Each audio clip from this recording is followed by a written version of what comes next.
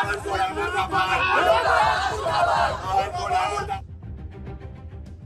दुपारी पालकमंत्री चंद्रशेखर बावनकुळे हे विभागीय कार्यालयात आढावा बैठक घेत असल्याचं संचालकांना कळलं। त्यांनी दुपारी 2 वाजता विभागीय कार्यालय गाठलं आणि सरकार विरोधात घोषणाबाजी सुरू केली। गोंधळ होताच बावनकुळे यांना बैठक सोडून बाहेर यावं लागलं। गेल्या 10 महिन्यांपासून शिवभोजन थाळी योजना चालवणाऱ्या केंद्र संचालकांना सरकारकडून अनुदान मिळालेलं नाही। कर्ज काढून ही योजना त्यांनी सुरू ठेवली। सतत निवेदनं विनंती करूनही अनुदान मिळत नसल्यानं संतप्त होऊन आज विभागीय कार्यालयात त्यांनी महसूल मंत्री व जिल्ह्याचे पालकमंत्री चंद्रशेखर बावनकुळे यांना घेराव घातला। ते म्हणाले, महाविकास आघाडी सरकारच्या काळात मुख्यमंत्री उद्धव ठाकरे यांनी गरजू गरीब उपाशी राहू नये या हेतूनं शिवभोजन थाळी योजना सुरू केली होती। उद्धव ठाकरे सरकारच्या काळात अनुदान नियमित देण्यात येत होतं, परंतु गेल्या 9 महिन्यांपासून अनुदानाचा 1 रुपयाही मिळाला नाही।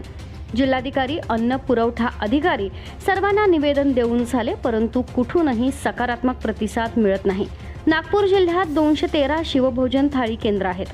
या शिवभोजन थाळी केंद्रातून जवळपास 1,500 पुरुष व महिलांना रोजगार मिळालाय।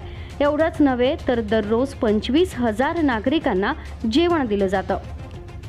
बावनकुळेंनी मुख्यमंत्री फडणवीस व अन्न व नागरी पुरवठा मंत्री छगन भुजबळ यांच्याशी चर्चा करून तोडगा काढण्याचं आश्वासन दिलंय।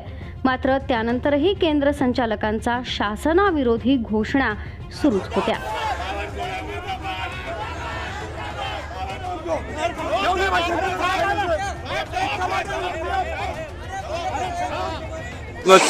शिवभोजन थाळीचे पैसे प्रलंबित आहे।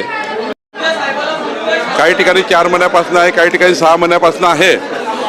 मी आजच माननीय मुख्यमंत्री महोदयाशी आणि आत्ताच भुजबळ साहेबांशी मी चर्चा करतो आहे।